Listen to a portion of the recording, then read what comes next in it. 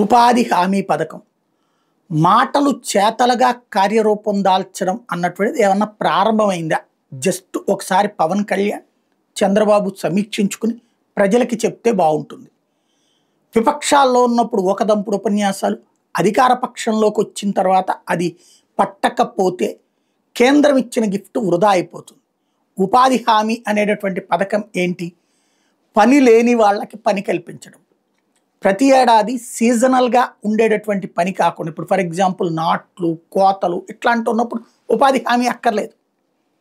అవేమీ లేని సందర్భాలు ఉంటాయి.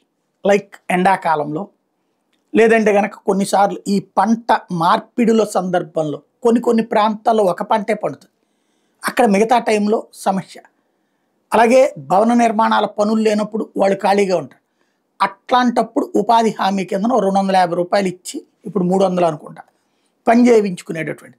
అయితే అవి ఉత్తుత్తి కార్యక్రమాల కిందనే ముగిసిపోతున్నాయి. పేరుకు ఉపాధి హామీ, రోడ్లు ఊడిపించడం, చెట్లు ఆ కొమ్మలు నరికిచ్చాం, లేకపోతే ఇట్లాంటి పనులకే పరిమితం అవుతా వస్తుంది ఇప్పటిదాకా.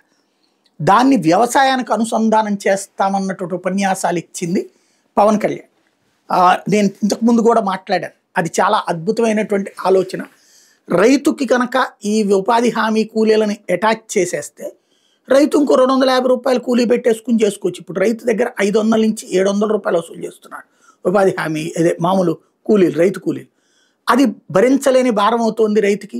దానికి తగ్గట్టుగా దిగుబడి వ్యయాలు ఉండట్లేదు, అదే లాభాలు ఉండట్లేదు. దాంతో సంక్షోభంలో పడుతున్నాడు. ఇది కల్పిస్తామన్నారు. ఇప్పుడు చూస్తే మోడీ సర్కార్ ఏకంగా 1,136 కోట్ల రూపాయలు ఉపాధి హామీ పథకానికి కేటాయించింది. ఏదైతే మెటీరియల్ కాంపోనెంట్ కిందనే 960 కోట్ల రూపాయలు కేటాయించింది. పరిపాలనా ఖర్చుల కోసం 176 కోట్ల రూపాయలు విడుదల చేస్తూ నిర్ణయించింది.